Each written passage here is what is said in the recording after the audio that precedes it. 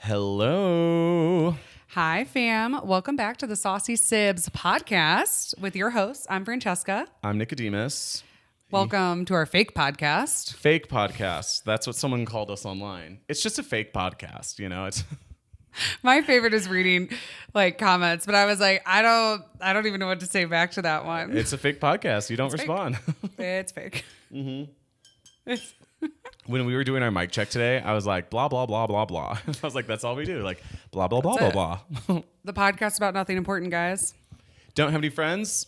We'll be your friends. Yes, we will. Welcome back to the show. Don't forget to like, comment, subscribe, share with your friends. Leave a review. Leave a review if you want a back massage. I'm just kidding. I'm just fucking, Now you're thinking of back massages? Yeah. If you leave me a review, I'll give you a back massage. I'll fly to your house. But no, yeah, we're super excited to have you guys here and listening. And Francesca, how you been? I'm good. Good. I'm actually, because we're about to talk about what we're drinking, and I'm currently obsessed with this sparkling watermelon juice from Trader Joe's. It tastes like Pop Rocks. It does. The ingredients are watermelon juice, carbon dioxide, citric acid, and absorbic acid. So like whatever. Like what are those? Preservatives. Ascorbic acid, yeah, it's just synthetic vitamin C that's used as a preservative. But it's only 60 calories, but it's literally Pop Rocks in a can. But there's no added sugar. So that's impressive. I think they're delicious. Mm-hmm. Yeah. And then we also are drinking some iced black tea. It's actually a yellow tea, if you know the difference. But I walked into this fancy tea shop in Boulder, and I was like looking around, and I was like, oh, like I actually know about this tea. This is super cool. And I like ring it up, and it's some college girl working there, and she's like, oh. And I'm like, what? She's like, that's our most expensive one. And I'm like, fuck me, dude. We do that. I do that every time. Every time I'm in a store, I pick the most expensive thing. And not because it's like I want brands or want to look like I'm expensive. It's just like my taste. I seriously always have kind of gravitated towards like stuff out of my price range. It's a gift, but like a curse. Yeah. Actually. My Nana used to always say that about me. Like we'd be in the store when I was like 9, like shopping with my grandma, my mom, and my Nana. And I would always pick out like the most expensive thing in limited too. And my mom and grandma would like get mad at me. Oh, limited too. The best. And they would be like, Francesca, and like Nana was like in her 70s or 80s. And she was in her 70s when I was little. And she would be like, the girl just has nice taste. And I'd be like, yes. She's Thanks, always Nana. understood me. I just really like fancy tea. And it's not even fancy. It's just like done well, honestly. But I felt seen by another YouTuber who someone was making fun of his like really expensive tea. And I was like, I fucking get it though. Like, No, you studied tea in China. Yeah, I'm like into it, but whatever. Here we are. But speaking of my sparkling watermelon juice, how I discovered it is because yesterday I hit 50 days sober. Clap, clap, clap, clap, clap. Thank you. I don't know. I guess this is like a thing now. I didn't mean for it to be a forever thing, but Yeah. I just like don't want to go back. I'm like, why? Yeah. Sometimes it's easier to like go into something by only doing it a short little amount of time. You mean like one day at a time? One day at a time. That's like the slogan for AA. Okay, is it? Okay. Yeah, wow, yeah. That's so well put. Literally. I'm not working a program or anything, but no, that's all you have to do. Don't think about doing it forever. It's just one day at a time. I'm not even thinking that. I'm just kind of like, I've still toyed around with the idea of vacations. Yeah. But I'm like, ew, like, why would I want that? Like, literally every part of my life just keeps getting better and better. And then it's kind of scary. Like, what if you do drink the first night of a vacation because you get excited, which we always do. I always do. I always go so hard on the first night. And then you feel like fucking shit the entire rest of the trip. Yeah, and then you're just playing catch up of like, Yeah. what's it called? Just like hangover meals and this and like trying so hard. I've done that on so many vacations where the whole vacation is just trying to like kind of feel better. And so you just drink through the hangover 5 times in a row and then you're fucked for another week. It like takes your joy. Yeah, it makes it worse. So I'm like, ooh, why would I actually want to do that?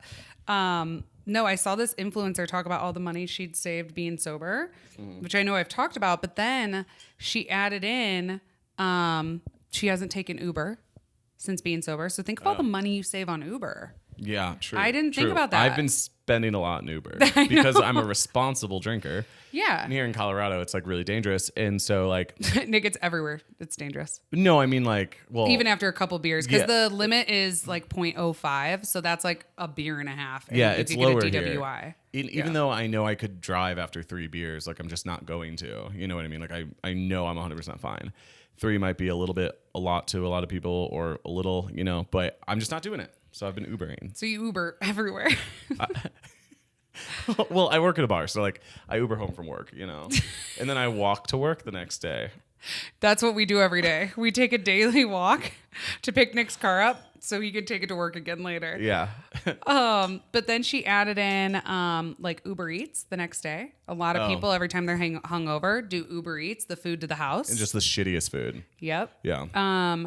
Hangover cures like liquid IV or getting IVs like at the place to, like when you're hungover, and all the like things to kind of keep you hydrated so your hangover's not as bad. Another one. When you're drunk, like think of paying for so many people's drinks. Oh my God. So then you're saving money on The that. worst, Or yeah. people are like you get the whole round for everyone. And it's like, oh yeah, I got this round. You guys get me next. Then they're drunk at the next bar.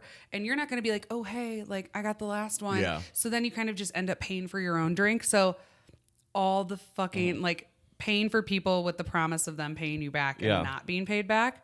Money saved. You should buy yourself some Tom Fords. Right? Yeah. It's too soon. Too soon. No. Too soon. I know. When I was like, that joke coming out didn't even feel right to say. I was almost like, that just felt mean. I'm still upset about it. I lost a pair of sunglasses and was so upset I became sober. So it hit hard. It hit hard. It did. I don't deserve anything yet. I'm still on probation. So many people are like, what was your rock bottom? Or like, what happened? And it's like, no, I just lost a pair of sunglasses. Just the Tom Fords. Anyway. And someone's out there hurts. experiencing those Tom Fords. I hope they're enjoying them. I mean. Unless they stole them knowing they stole them, then I'm pissed. But if they tried to return them and no one could get them to me, fine. Then I really hope they just look fabulous. And maybe they gifted them to their girlfriend or something. Yeah. Yeah. Wow. Something like that. Sister, like it's definitely the sisterhood of the traveling lost Tom Fords. Yeah. But no, like wherever it is, I'm sure it's like a story. Someone's like, and then I was having the best day, and then all of a sudden, like, I found these Tom Fords, and because they could be on the ground for all I know. Yeah. So it was like, I mean, you really weren't even that crazy. No, it was like it was just a Sunday. We didn't do anything crazy. The last thing we did was like have dinner and then go home with like a good friend. Yeah. But the thing is, like, when you have sunglasses and it's dark outside, I will like throw them. Yeah.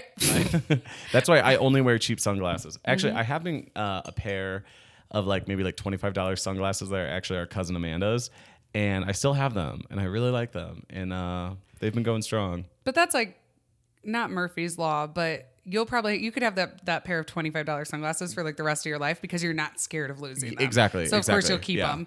But then if you get the second you get expensive ones, you'll lose them. Then you'll be sober. In a day. I'm talking like, yeah. I just actually don't wear sunglasses for the rest of my life. I'm like, you can't. You're a vampire. No, I know. I actually don't leave the house without sunglasses. It's his like biggest thing. He can't handle it. Yeah, no, I can't. It's those baby blues. I know. Look at them. They're icy. No, they're really. Well, congratulations on the 50 days. Yeah. I wanted to like, sorry, that's a rude Give joke. me a coin. I know, I was joking. I might cut that out. Wait, what? The other day, a man came over to collect some clothes of his that I had.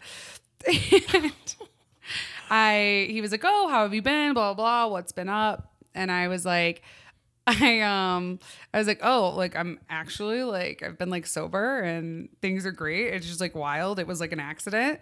Then he was like, "Oh, like that's cool." And then we were talking about how we want to start having these like happy hours on the rooftop with like a DJ friend and whatever. And we were like, "Yeah, we'll let you know. Like totally invite you and whatever." He goes, "Happy hour? What are you gonna do? Like drink some juice?" I literally like was standing there and I just like I was like, looked at you and was like, the fuck was that comment? like he literally, like I just told him a few minutes before, and then he literally made fun of me being sober. Like I'm not allowed to go to a happy hour. Like what in God's name would I do? What, like you're just gonna be drinking like a juice box in the corner alone? Because, Yeah, he was like, well, don't how talk are- to the sober girl. Like it was so. It was As if there's nothing else to drink but alcohol. I was like, because actually, people talk about that. Like sober people, it's like, oh, what are you gonna drink? It's like literally anything else. yeah. There's anything else. Well, we just met a just the image of you in a corner drinking a juice box, like I tucked fucked in with the fetal juice box. juice I box. just fuck with the juice box. But no, I just like, I'm chilling with it. Like I'm very like open about being sober, and it's not like some deep thing in my life. But he didn't know that. What if I was like hardcore struggling and so upset, and I was like, a lot of people's biggest anxiety is that people will make fun of them and that like they won't be able to be social ever again. Yeah. And it was only on like day 20, and he's like, what are you going to do? Drink juice? And I was like, And like, what if you liked this man? You know what I mean? Like, we're like interested in him, and like, yeah. I just feel Like if I was like, oh my gosh, like I still have such a crush on him, like blah, blah, blah. Cause he was like kind of a short-lived little fling. And I don't, but I was like, damn, like, fuck. I know people really Read are. the room. People really are pressured into drinking. Yeah. Yeah, it is crazy. But What were you just saying? I'm sorry. You were trying to say something, and then you kept laughing at me drinking a juice. in the corner like a little baboon. No, so we were actually just producing a podcast, and one of the guys, he's a musician, and basically he's sober, and he was saying that like he'll just play this like amazing set where like everyone dances and it's like the greatest time ever, and then at the end people will be like, oh, can I buy you a drink? And he'll be like, oh no, I'm actually good, I'm sober. And then they like, oh, party pooper. He's like, bitch, I literally just threw the party. He is the party. Yeah, he's like, I am the musician. But me having not taken a shot with you is like being a party pooper. Yeah. It's confusing. And it's like My biggest thing, one of the coolest things about living in New York, because I didn't really drink when I lived there, is that like there's so many sober things to do. Yeah. And like you actually just don't do shit you don't want to do anymore. Because you want the event to be interesting and cool and fun. And a lot of times the only reason you stay out or go places is to drink. because you're like having a drink. Yeah. Or like sometimes like I've been places where I'm bored. So I'm like, might as well get drunk and make this interesting. Yeah. Where now if I'm bored, I'll either find something cool or go home. True. I've been at some like shit ass weddings that I'm like, it's like at least there's an open bar. You know what I mean? Or just like bad parties. Like, I don't know. There was a, I think, I don't know if Miley Cyrus requoted this about being sober or someone else, but they were talking about how when they were drinking, they were always bored. And actually, when you're sober, you're literally never bored. Because drinking is always like trying to find the next good party, the next event to drink. You're always looking for more and more. But like when you're sober, you kind of have like this inner peace and chilling that you're actually like, people think that they're going to be bored. That's kind of like the biggest, or at least one of my biggest fears. But Yeah. I've been less bored being sober because you also just kind of like feel good. You're not like looking for that next like hit or another thing. Like I'm like very content to like stay home and read and happy about it. Yeah. Relax, rest. It's or weird. Like yeah.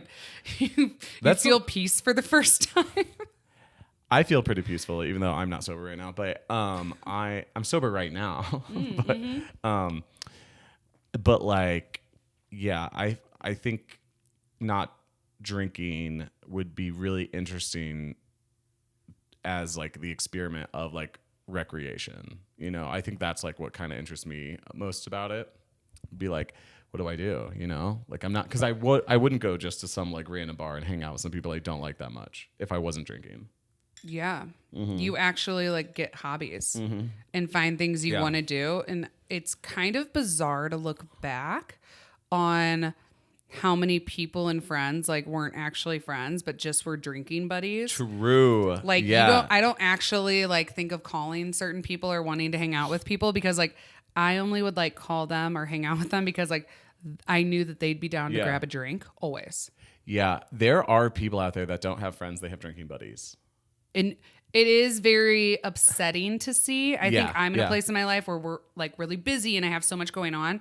So that didn't hurt for me. But if you were like right in the throes of it and your whole group was drinking buddies, then all of a sudden you lose all your friends. Literally, yeah. That fucking sucks. But like you'll find better friendships because you'll actually find people you want to hang out with and talk to and have similar interests with. And that's why like a lot of people like meet their husband or spouse like in AA, you know, because they like meet people that have like, you know, gone through it, you know. I don't know. But good shit. Do you want to hear something terrible? Oh no. Well, this is all right, just of how terrible I am as a person. So I went on a date this week and he was awesome, planned a cool date. There's this place in Denver called Upstairs Circus. So you go and like build stuff. Like I built like a distressed wood art, or you can make concrete coasters. It's like crafts. Yeah, you do like, but really cool crafts. Yeah. And there's like a bar, like whatever. He's awesome. Probably not like a major love connection, but my head. So first of all, he didn't like offer me a drink or anything. I don't know if he knows I don't drink. It's on my Hinge profile, but did he drink? No, there just wasn't like there's a bar and everything, but it was like we'd been there for 45 minutes and he didn't even like offer me a water. Or, can I get you a water? Of course, I'm an adult. I could get it myself, but I was kind of fine. But one of the bartenders there was like, "Oh, you guys don't have drinks. Can I get you drinks?" And he was like, "Oh no, I'll just have a water." And I was like, "Oh, can I get like one of the mocktails?" And I was like, "I don't drink, but like you totally can. Like, please do." And he was like, "Oh no, I've only been drunk like a couple times since I graduated college." I was like, wow, love that for you. I cannot say the same. Yeah, can't relate. But like, he's like, yeah, I just like don't really like it that much. And you would think I'd be like amazing, wonderful, found someone who also doesn't drink. In my head, I was like, oh, fucking nerd. Oh my God. That is so rude. I didn't say it out loud. I'm just admitting my first reaction, which is not fair. I think that's amazing for him. I mean, I'm sober, but like if you are, it's fucking lame. What are you gonna do? Drink juice? You drink juice? No, okay, first of all, you graduated college and got a juice box? I'm just saying that like my type of people like go like are drinkers. I know what you mean though. Since college, I love that. It's amazing. And it is horrible. And maybe I'll reflect and what? Maybe that he's just at peace. Truly. I just literally think that, you know, maybe it's just something inside of me that like maybe I'll work on, but I still like maybe I judge myself and I'm scared that I'm going to be boring because I judge sober people as boring. Yeah. I don't know if right now, if someone's like profile said like doesn't drink, I'd be like, I probably don't want to go on a date with them. What are we going to do? Go to the library and just like organize the Dewey Decimal System?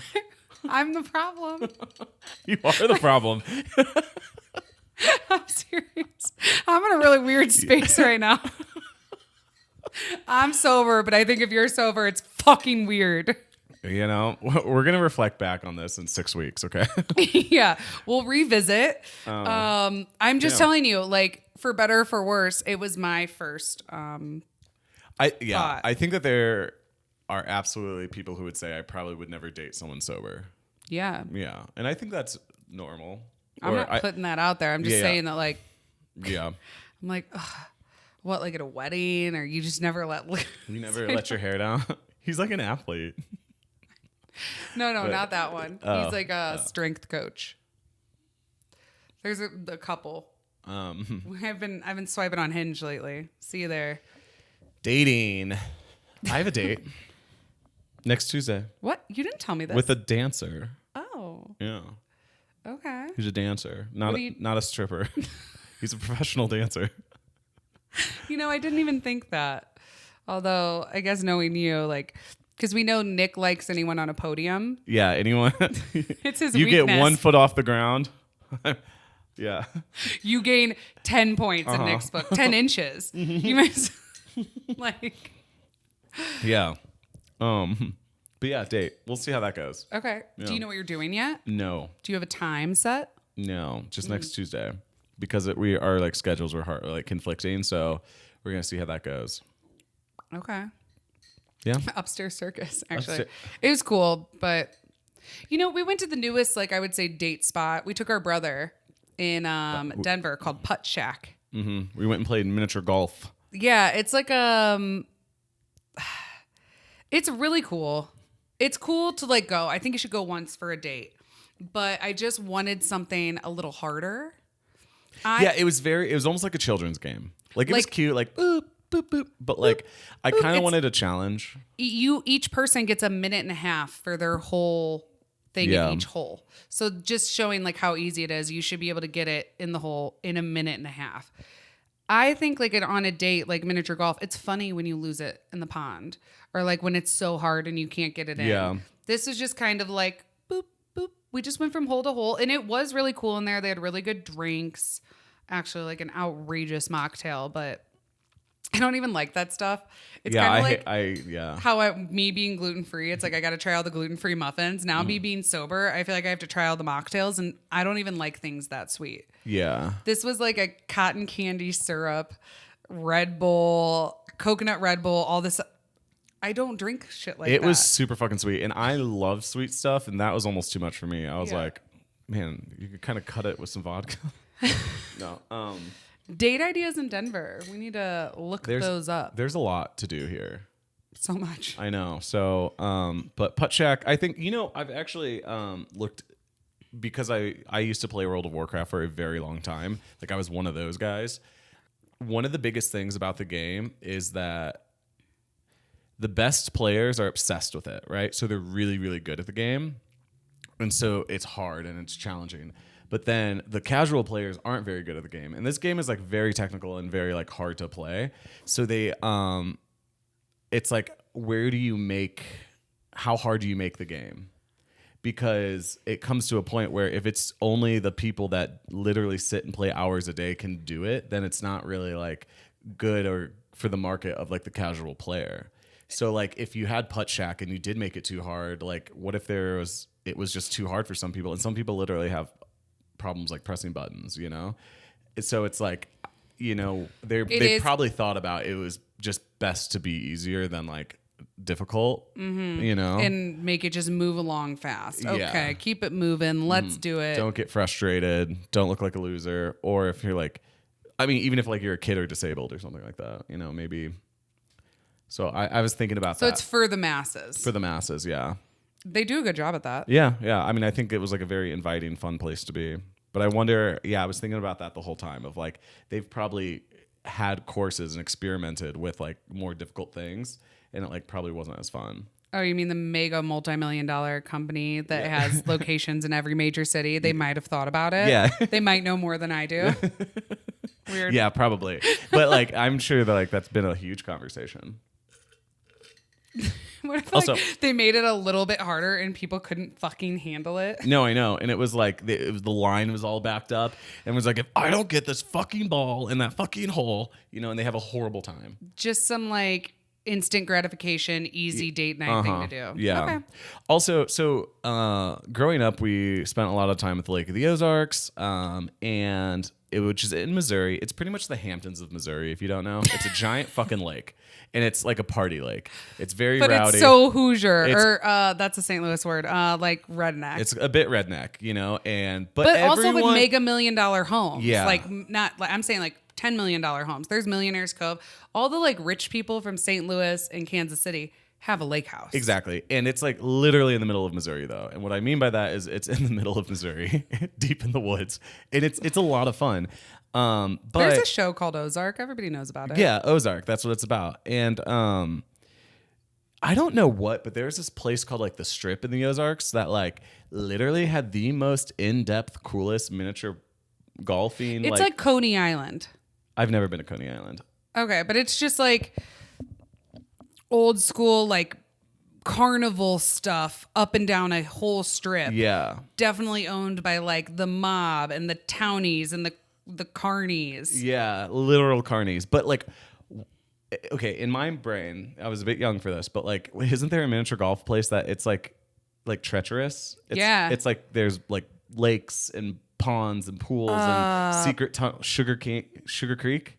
No, we went to Sugar Creek. That was the really nice one that was in the woods, and it was beautiful. Oh, I see. I don't remember. We used to do another one that was like Pirates Cove. Oh, Pirates Cove. Yeah, it was like literally like, oh, if you like don't make it, like a pirate's gonna come out and get you. Like no, it was like you'd go in like a grotto, and there'd be like the windmill was insane. Like, but you might get hurt. Yeah, you might get lost.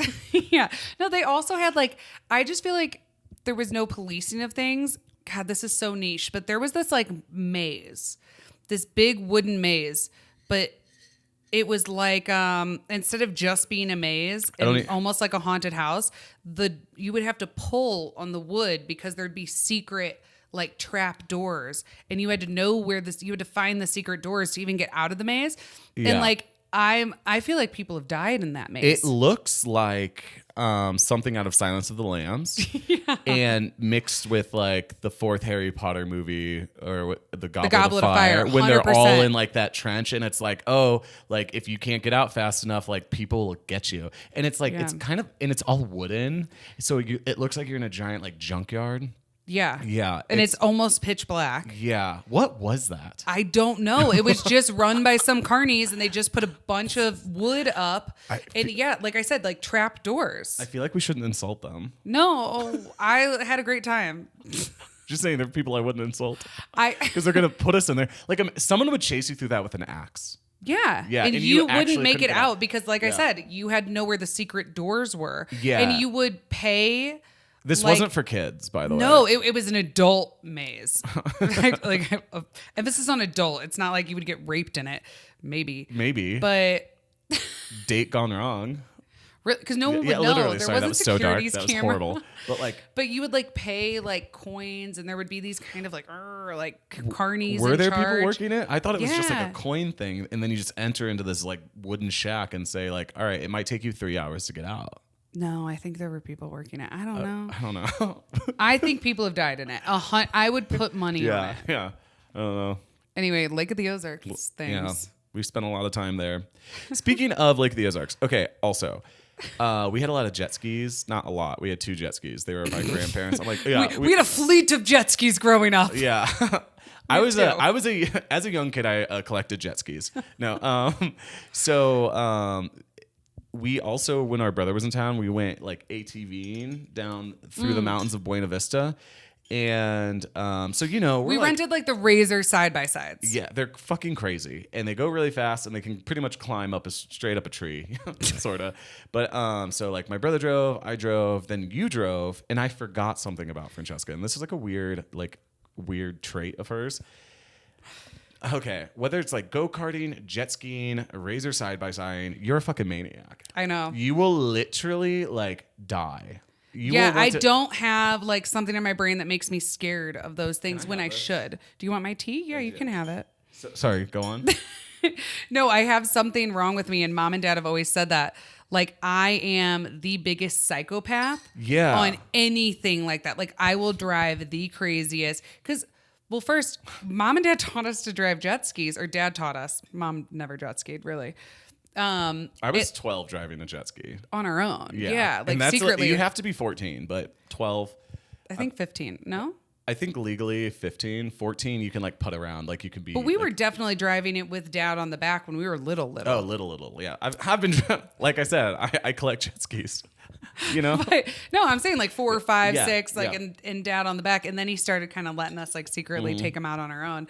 But yeah, I'm like a little daredevil. Yeah, and like there have been times where like I've been on the back of your jet ski, and I'm like I'm scared for my life. I'm scared for my life. One of my favorite compliments that I've ever received in life, but it wasn't a compliment, was so my brother. And so my brother went to the Air Force Academy, and so all his friends are fighter pilots, like actual fighter pilots that go faster than the speed of sound. Like Afghanistan, you know? Like they've killed people. I don't think that's relevant, but like in their fighter jets. That's what fighter pilots do. Yeah, I know, like gotten shot at, that's what they do. And so he had a bunch of his buddies down at our lake house, and one of them was like on the back of my jet ski. He's like, oh, like I'll go with Francesca, probably thinking it's like going to be tame. Like I was like, because I've watched them have conversations about like the amount of Mach that they have gone. I don't know what Mach is. Okay, it's the amount that you go faster than the speed of sound. Is it? Mach 1 is like one level faster than the speed of sound. I don't know what it means, but Mach 2 is, I think, twice as fast as the speed of sound. My brother's probably listening to this shitting himself. Hold on, pause. We got to find out. Yeah. Mach 1 is the ratio of speed of a body to the speed of sound in the surrounding medium. It is often used as a numeral, as Mach 1, Mach 2, to indicate the speed of sound, twice the speed of sound, etc. Wow, was I right? So Mach 3 is 3 times the speed of sound. Yeah. How fast can we go? How fast? Well, I don't think we're allowed to know that actually. Oh, it's definitely way more than, yeah. We could have hovercrafts. We might kind of already, but you know what I mean? Like we could have spaceships and we don't know shit. Isn't it like, they have a lot of isn't there a stealth bomber that like can go invisible? Like it literally goes invisible. Probably. And like, okay, how fast is the fastest jet? The Lockheed SR-71 Blackbird is the fastest jet aircraft in the world, reaching speeds of Mach 3.3. That's more than 2,100 miles per hour and almost 4 times as fast as the average cruising speed of a commercial airliner. Wow. Interesting. Wow. So yeah, these boys go Mach is the point. Wait. What? It says, hold on. I think something has reached Mach 7. What? The NASA / United States Air Force X-15 is the fastest fighter jet ever produced. It reached record top speed of Mach 6.72 or 4,520 miles per hour, 5 times the speed of sound. The X-125, when it's an experimental hypersonic rocket-powered aircraft developed in the 1960s and still holds the fastest speed ever recorded by a crude-powered aircraft. Crude powered? Does that mean by like fossil fuels, like a jet? No, crew powered means there's humans in it. Crew. Okay. Yeah. The fastest fighter jet in service is the Mikoyan Gurevich MiG-25 Foxbat, capable of Mach 3.2. We should do a fighter pilot episode. We could probably get a fighter pilot on the podcast. Yeah, depending on how much they would want to talk. Or they're like, I'm sorry, I don't think my commander will let me talk on the Saucy Sibz. We don't talk about like military activity. I'm sure there's an ex-fighter pilot we know. Once they get out of the Air Force, they might be able to get on. Mm-hmm. Anyway, glad we all had a little learning moment together there. Okay, anyway, so these boys go fast, and they're actually the fastest men on Earth. That's like literally their title. Yeah. We just had them all down at the lake house, and again, favorite compliment. He gets off, and he was like, "So I'm like, hey, buddy, hold on," and I'm like, like going on our, because we had 2 jet skis. One was like a boat almost, and the other was like real fast. And he got off, and he was like, "All right. So I'm a fighter pilot," and that was the most scared shitless I've ever been in my entire life, being on the back of a jet ski with Francesca. And I was like, "Oh my God, like, I'm so sorry." But actually I was just like, because you can barely drive a car. You know what I mean? Therein lies the conundrum. Yeah. I can hardly drive a car because I'm so uncoordinated. Yeah. But when you're out in the open water, it's fine. These jet skis, that specific one goes 80 miles an hour, and it goes like 0 to 60 in like 10 seconds. It's wild. It's crazy. That was the Kawasaki. Yeah, vroom. That's what we called them, the Yamaha and the Kawasaki. Yeah. And the Kawasaki was like, only drive that one if you want to like maybe die. It was so fun. Yeah, but sometimes you would like go like so fast, and I'd be like trying to go as fast as I could, and then like you would hit a weird wave, and it would just like just take shock off. your entire soul. I've literally just departed off of it. Like, Mom sent us a meme the other day that said, dads just be out here taking out 30 years of like aggression on their children on the back of like a tube in the jet ski. that is so fucking true. Yeah, because like, okay, so we would hook up a tube, like an inner tube that we would hold on to for dear life. And it would have a rope going to the back of the Kawasaki. And Dad would just... Stop. Oh, sorry, yeah. Nick just keeps playing with this metal straw. You've done it the whole time. Oops. It's just... So our dad was known to like we would be like, okay, Dad, like try and kill us. Pretty much. Like, yeah. Like flip us off these tubes. So he would like go into the open channel behind like big cruisers and like jump the jet ski and then watch us in the black like fly 15 feet like in the air. literally 15 feet in the air. One time we had like somebody else's kid on there and we like flew him off and he was like bawling out in the middle of the open channel. So we all like kind of like pulled our jet skis around because you always have like a spotter, make sure they don't get run over by a boat. We were like, all right, bud, like we can't let you come in until you stop crying. And you better tell your mom you just had the best time ever. Like you can't tell your mom what just happened because we almost killed him. We almost killed a couple people. Yeah. There have been a few times that people have been like, I actually did not enjoy that. And then sometimes like when you turn so fast and then it slingshots you out, you like go and then you fall off. You literally skip like a pebble across the ocean. Well, because at a certain speed, water becomes like concrete. Yeah. So you literally, and you're wearing like a life vest. So it like, you roll really hard. And I mean, you skip like probably like 4 or 5 times and it's really crazy. Get the wind knocked out of you. That just reminds me of my childhood. Uh-huh. And you're just floating there because your life jacket keeps you afloat. And you're like, and we would be like, let's go again. So there's signs when you're on the tube of like faster, slower, or like you do the sign of like cutting your neck off when you want it to stop. I forgot about that. But Dad would sometimes, but you'd be like, faster, Daddy. Yeah. But then sometimes like we'd have friends on like doing the cut the thing and Dad would just keep going. I know. Yeah. They'd be like, and Dad just, well, wow. one time, someone else in our family almost killed our brother on the skis. Yeah. We were skiing behind one of the boats and did that thing, took a turn too fast and they slingshot it out and let go of the rope and went up on the rocky he hit the shore. Beach, like the shore hard. And actually, when he was here the other day, I saw his scar. Up his entire leg. It's actually the coolest scar ever. It's such a sick scar. Yeah, I'm glad he's alive. So were you there when that happened? I wasn't on the boat. I was on the dock. And did you see it happen on the dock? I saw it happen. And then I was there for like the retrieval. I was on the boat and I thought that I just watched my brother die. Oh wow. And we were going up to find him and I like to retrieve him. Yeah. And it was actually one of the scariest moments of my life. I didn't think like he was living. Damn. Because he's a resilient little guy. Yeah. He's a tough guy. It's crazy. Yeah. Skiing and boating, like almost dying at the Ozarks. Like it's so Ozarks that. Yeah, I know. It's like, it's so Ozark. Well, that's one thing. Like if anyone ever thinks that like we're bougie, it's hilarious because like I grew up at the Lake of the Ozarks in the middle of Missouri. Like I'm never trying to not be from there. No, and I actually had so much fun. Like we spent like most of our summers there, like weeks at a time. Not all of our summers there growing up. Mm-hmm.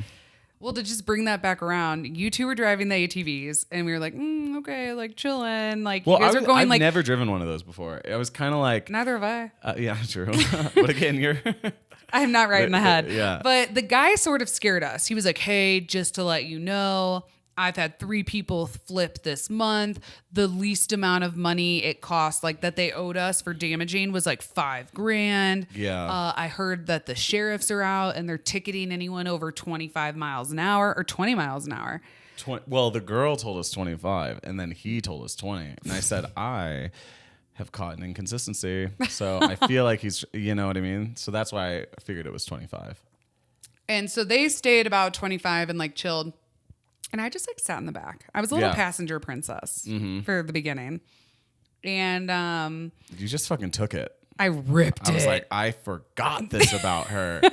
Oh I was like taking us like down like hills through the water. So it's like Jurassic Park, like water coming up, like launching us. Like I wanted you guys to be scared for your life. That water was kind of nuts because you couldn't, like, there was so much splash that you couldn't see where we were going for a bit. And that's what kind of worried me. And we were like on the side of a cliff. Yeah. Fair. Yeah. That was like a weird, like, nostalgia of like a weird just trait. Taking you back. Oh, right. She will try to kill you if she's ever driving like a vehicle. Okay. But we had 4 hours. So then like the next 2 hours, we all ripped We ramped it up. Yeah. That was so much fun.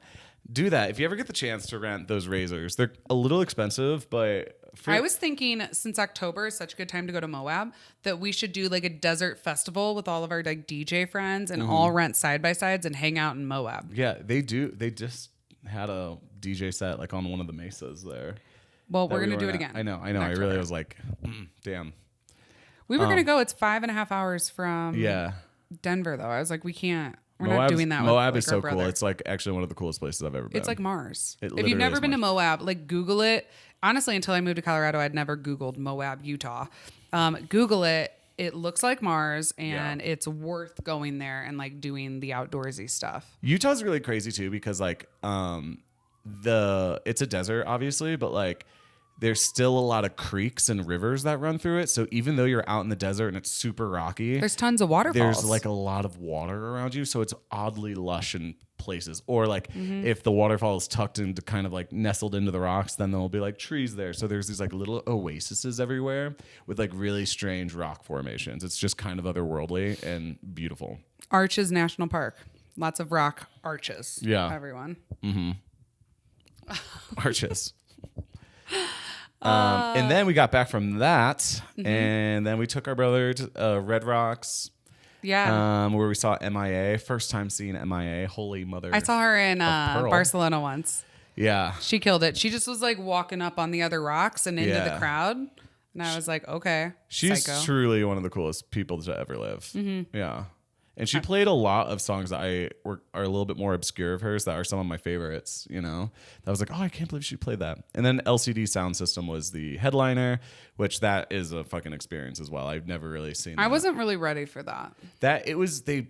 You know what's crazy about them is like, it's like there's like 3 main band members, but like there's like 15 people in it. Wow. And they like really build up their songs like over like 15 minutes, and it slowly builds and slowly builds and slowly builds, and then it just kind of explodes and erupts almost like very orgasmically, and it's just so crazy. Lots of wailing, like you know, and it's like what is literally happening? You know? I didn't know what was happening, I know a lot of people around us were having like a religious experience, and I just didn't know what was going on.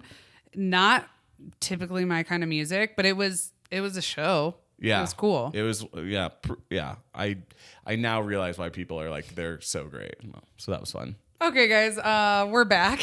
We had to take a break because I had a telehealth appointment with my therapist.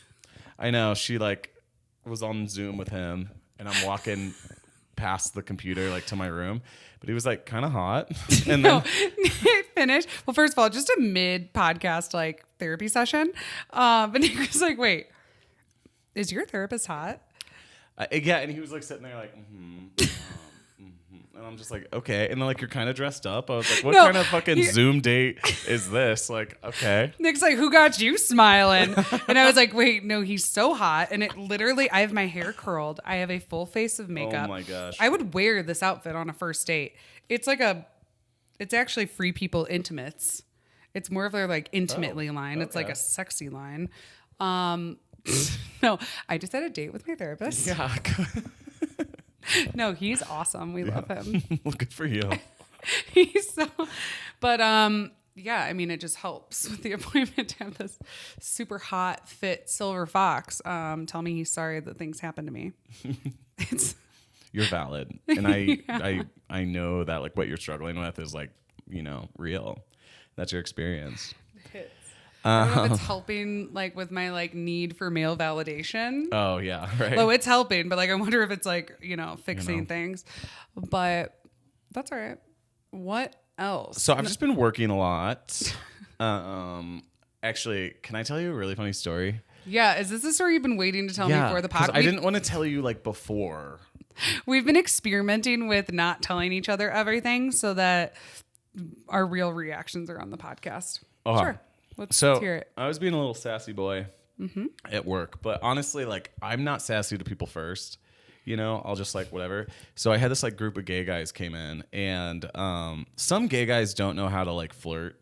They're just straight up mean. And they think that like they're gonna be like men. a sassy gay bitch, and it's like, why do you think like I know like you're clearly flirting with me, but like you just think you're being like cheeky, but like what the fuck, bro? No, but anyway, so and we don't wear uniforms at work. We actually just kind of like wear like all black pretty much, or like a fit, you know, with like a graphic tee, band tee, or something like that. And so this guy goes, I was like, oh, can I take your order? And he just goes, do you work here? That's how we start. And I'm like, yes, I do. I'm literally giving you a glass of water. Like, yeah, I do work here. He goes, I don't know about that. And I'm sitting here like, okay, don't get served. You know what I mean? Like, it was just like, he doesn't know about if he wants something like, from me. How do you insult? Literally, like, what do you want me to wear? And fucking name tag? Jesus. I'm astounded. I know. So I'm like, okay, whatever. And I moved to the guy that was right next to him. I was like, hey, can I get you something to drink? And he goes, yeah, could I just get like a Coors Light? I'm like, sure. And then I look back at him. I'm like, can I get you something? And he goes, I'll just order from the bartender. And I'm like, bro, what? And so I said, okay. But like the bartender's like, you're sitting at a table. The bartender, like if you go up to him, he's gonna be like, do you have a table? Order from your server. You know, it's like much easier for the bartenders to do that. Literally.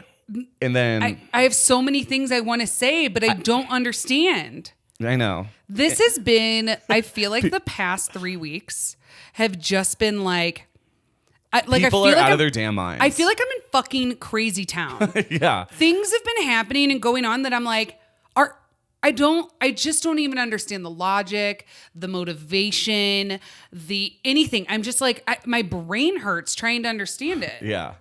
Like, what did he gain from that? That not getting served? Like, why would you do that? Was he, is it an insult to you to not want to get a drink from you? You don't give a fuck. Also, I don't give one fuck. I actually don't want to look at this field of fucks I do not give. Like, I literally was like, I'm super busy. Like, I will just walk away. Yeah. So, well, also, all the bars and restaurants nowadays, most of them, especially in Denver, they tip pool. Yeah. So, like, if it's a tip, the bartender's tip is still a tip to you.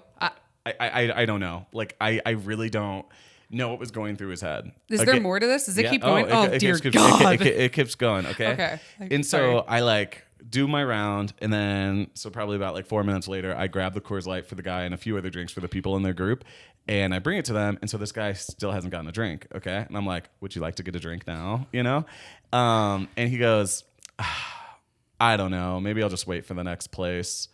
And I'm like, literally what? He was like, you're just like not even wearing like a uniform. I just didn't know. And I'm like, okay, we're still back on this. Meanwhile, he's wearing this like sweater that's like, it's kind of like a burnt orange, but like got like a tribal print on it. It's like what every guy your senior year of college was wearing in a frat. You know, those kind of tribal sweaters. Do you know what I'm talking about? No. Maybe like a Patagonia tribal sweater. Okay. I don't know. So anyway. But it's a t-shirt. It's a sweater. It's okay, sweater. It's a sweater. But like, you know, like a quarter zip kind of. Oh, a pullover. Like a pullover sweater with like kind of a tribal print on it. You know, okay. something you would see. How heavy is this? A little heavy. What did he look like? I need a full picture here. He was like a pretty handsome looking fit gay guy. Not too fit, How but old? just definitely like late 30s or late 20s. So probably like 29 to 31 around there, you know? And so like I had a few drinks at this point, and I was just like, this guy is really going. And like one thing with me is like I'm good with one-liners. I'm really good with one-liners. Oh, okay. Nick will actually. I get embarrassed when people try and like say something to you because like you have such better comebacks. It's like you destroy them. So I'm like, oh, like when it happens when I'm there, I'm just like, oh my God, like I can't. I'm like, you just made such a mistake and like you're going to get annihilated. Yeah. So especially when you're that cheeky drunk. It's like, watch out. I'm on it. You know what I mean? But I have no filter. Okay. So I just go, okay, because like he complimented my clothes, or like he like brought up the fact that I wasn't wearing like a uniform. So I just look at him, I go, okay, and I look at his like very performatively look at his sweater, and I go, your sweater's dated, and I walk away. But honestly, it's such a good comeback because like it's a sassy gay. Yeah, it's the worst thing you could say to a sassy gay, you know. And it was kind of a statement sweater, and that was like his fit for the Saturday night. So I just go, your sweater's dated, and he literally. Like, he melted, okay? But then I took it one step further. The door guy. I said, hey, when that guy in the orange sweater walks out, say your sweater's stupid. Okay? So literally, this guy doesn't get a drink. He's already like pissed off and wanted to war with me, like start like World War III with me for literally no reason. Okay, I was just trying to get him a beer, and he just goes, he walks, and the door guy, he's like this like 300-pound, like 6'8" massive ex-Marine. Okay, do not fuck with him. Okay, like he's not fat either. He's like giant, and so he's walking out, and he's like sitting there smoking a cigarette. And he just goes, hey, buddy, your sweater's stupid. He just goes, oh, my God. He goes, Jeff, we're going. And his friend, like, pulled him away. And I was like, I just ruined that man's weekend, okay? And I was like, I don't know what possessed me to just take it. Like, I took it from, like harsh to cruel. You know what I mean? Like, really. No, he's still upset about it. I'm surprised you guys didn't get a 1-star review. He could probably never wear that sweater again. No, the sweater's gone. I know. It would hurt him about it every time he looks at it. Yeah. And that's why I was like, oh God, like my one-liner plus my little extra strap of cruelty just has like entered his wardrobe forever. I love that. I know. And we can be mean to people at work. So. But the thing is, I really wasn't being that mean at first. Like, I was really trying to like work with him a bit. Like, to serve like him. I came back like, all right, what can I? Do you want one now? Like, but no. I just don't because of what you were. I just like didn't know. Okay, it's like, well, now you do. Like, what do you think? You're a homeless person off the street trying to buy him drinks? Like, what is he? Where's the like thing you're trying to pull over on him? Where are you trying to win, sir? You know what I mean? And that's why like that one really just like I was like, oh, bro, I'm just gonna let you have it. But I thank you for waiting to tell me that. It's a good one. I don't know. God. But and then later that weekend, I was out at the bars, and a shooter happened. Oh, fuck. Yeah, guys. You did tell me this. Because I got 17 texts from you, and you're like, at hey, 2 a.m. active shooter situation. The police are all over. I'm locked in the bathroom or like whatever. And so I sleep in airplane mode. So if you ever needed help, like it's fine. I'll call the police. Yeah. I was fine. I just felt like I was going to be like locked in this bar for a while. Yeah, so I got like hour updates, but so when I turned my phone on, I like went through all the emotions of like my home screen, like, hey, active shooter, hey, blah, blah, blah. Oh, so-and-so's here too. Yeah. Hey, our friend Gabe's here. And then it's like, yeah, I think we're going to get out soon. And then you're like, okay, home safe. And like all this. Yeah, it was really crazy because what happened was there was this guy who I guess got shot at by these guys. And this is like gang violence. It was like gang violence. And he was like tweaking. Like he was like fucked up on something. Like, you know. Not the shooter. The guy who was hiding from the shooters. Yeah, so the guy got shot at. And then he jumped into the to this bar I was at to like make sure he doesn't get like he pretty much like took refuge in the bar and made so it the public crowded place he wanted to go hide from. But it was like everyone heard the shots and came running inside. Police got called, and then like the police shut it down. And then the guy who was like trying to be like who they were trying to assassinate was like hiding in there. So that's why it was kind of a big deal. But like I was just kind of like people were freaking out though, and I was like, guys, I've been in this situation before. Because this is your third time you've been in this situation. I've been in this situation 3 times. Yeah. Do you know what's fucked up is for any of our non-American listeners, for you to have been on a lockdown for an active shooter situation 3 times in your life in a public bar. Yeah, is so fucked up. This is America. And it's so America. It's so America. Yeah. I was with you one of those times. I know that was such a fun one. It was such a. I think we've told this story. I'm pretty sure. Have we? I think we have. Okay, well, for those of you who are catching up, one time in Breckenridge, there was an active shooter and we got locked in a bar, but it was with all of our friends and we just decided to like all keep drinking. And because it was like hours that we were locked in there. Mm-hmm. And this one was like a shooting happened like 2 miles away. So it wasn't, so they locked down all of Main Street and it was like the one late night bar that was open. And so they like literally like locked us all in there. And I was just like, well, they were like, the bartenders were like, free drinks for everyone. I know. But the way that you just said that, that was a fun one. That was fun because it wasn't like I wasn't in danger at that one, But like with this active shooter one that just happened, they wouldn't let anyone, once they were allowing people to leave, they weren't letting anyone walk to their cars.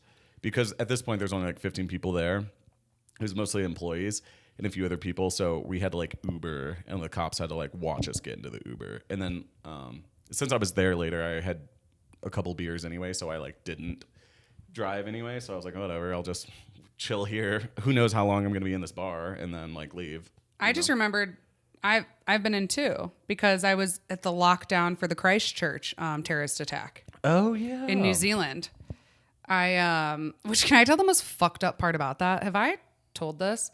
The girl that I was with is like famous in New Zealand. Yeah. One of the craziest things I ever saw in my life is that she spoke because like they wanted like an insider. So they heard that this big influencer was there that I was with. So they were like, the news team called into her. It wasn't video, but she like called in on the phone. So I was sitting next to her when she was like on live TV for New Zealand. And when she told the story, she told it like so sensationalized. She said that like we saw everyone running from the mosque and that we had to run down the street away from it and that like we were on lockdown. I will say we were in a cab driving down the street. Yeah. And the cab driver said something was going on. And then we had to go back to our Airbnb and we were on lockdown there. But I never saw people flee from the point. I just watched her like lie on national television in New Zealand about a terrorist attack. And I was like, and it was like kind of a very big deal for her. Like, oh my God, she's getting on TV, her name and blah, blah, blah. So it was very much like, oh my God, this is so exciting for her. And it felt so fucking gross and icky to me. Cause I was like, she wants to be on TV so bad. She's lying about witnessing a terrorist attack. And I was like, when that terrorist attack for New Zealand, it was like, their first one. I think it was the only mass shooting like they've ever had before. They banned assault weapons the next day.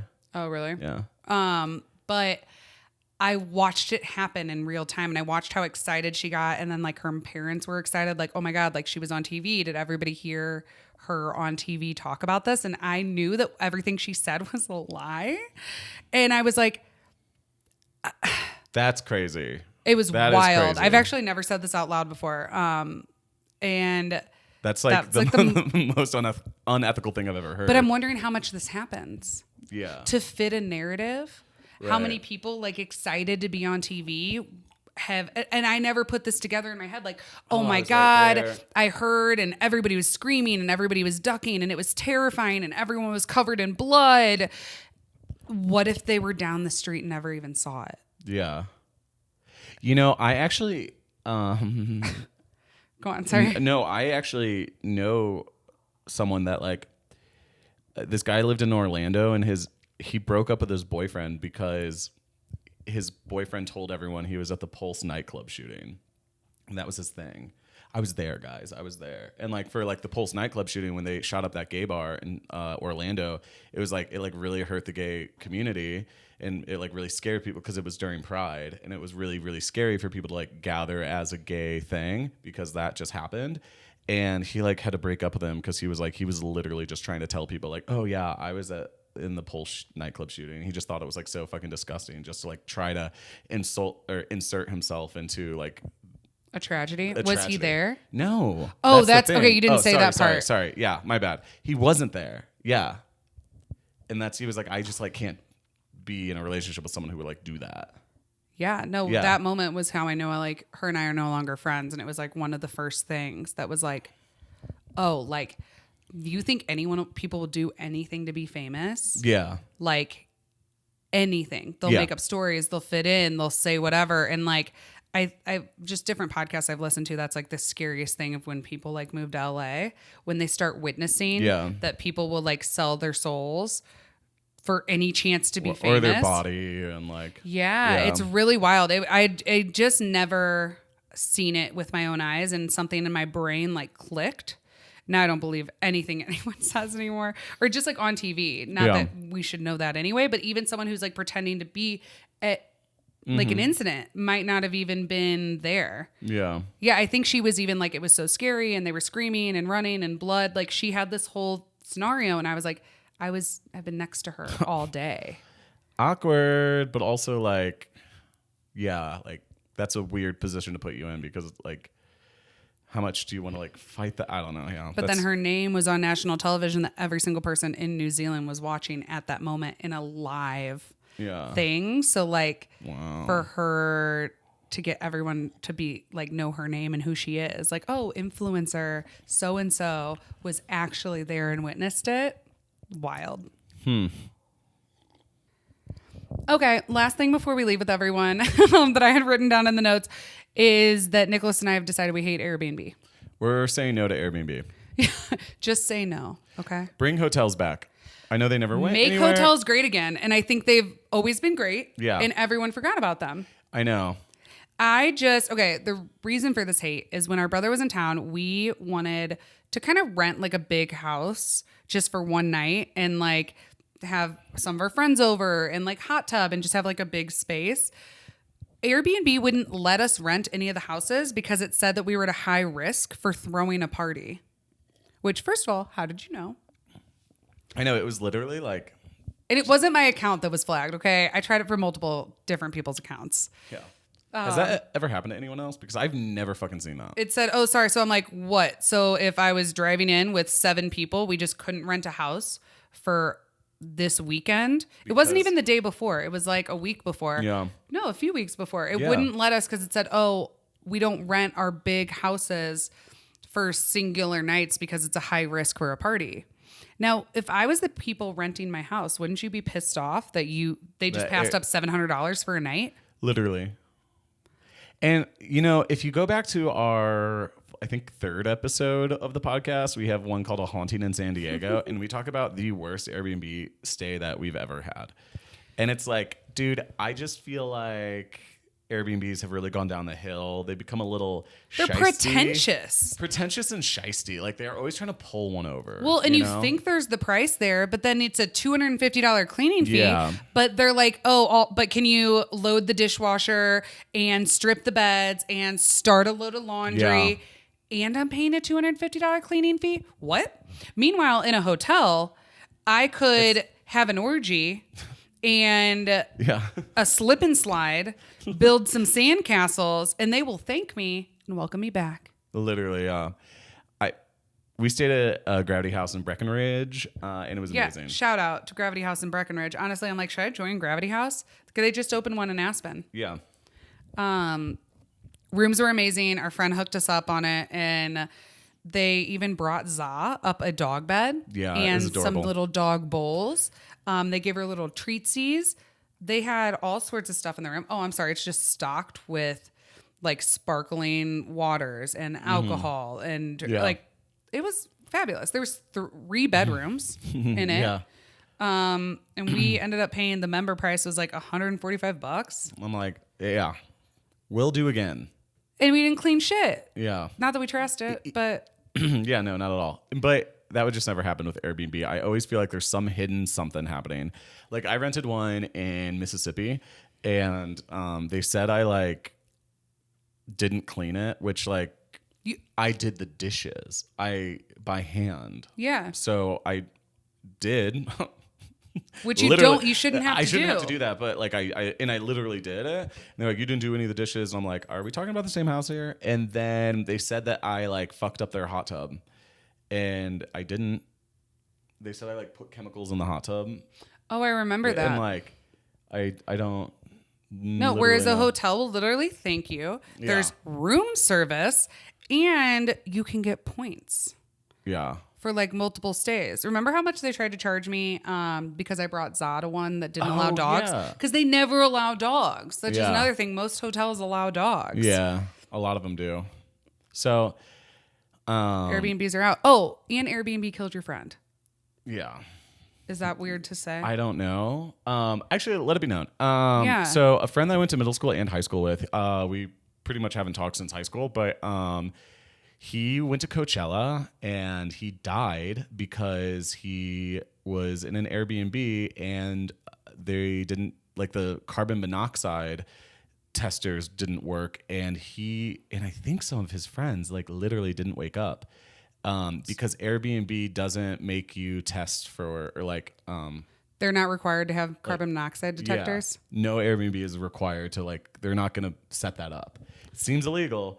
Right? Allegedly, we don't know any of this legal. Yeah. I don't want to get sued by Airbnb. Like, I'm like scared now. Okay, yeah, but yeah. But like, I wonder, like, if they're not required at all, like that. Obviously, hotels are required. Absolutely. Like, and if you died in a Hilton, yeah, it would probably bankrupt Hilton. And I'm pretty sure big buildings have like code. And whereas like Airbnbs didn't. So it was Yeah. like a whole group of them. They were there for Coachella and their Airbnb. They just all didn't wake up, which is like the saddest, most fucked up thing I've ever heard. I know. And he was like a really cool, social driven, successful person. He just like died. I'm not sorry. That was a nervous laugh. I was more like, that's a weird note to end the podcast on, but Airbnb's out. Hotels are in. Hotels are in. But nobody get in an Airbnb again because we all love you and you're in our family. Mm-hmm. And on that weird ass note, stay in hotels and we'll see you soon. And if there's a credit card I need for a hotel, or if you have your like favorite hotel chain, I'm gonna start getting points. I'll get the credit card. Let's go. Mm-hmm. We'll come visit. Cheers, guys. We love you. Bye. Thank you for being here. Thanks for laughing with us. See you soon. All right, bye. Bye.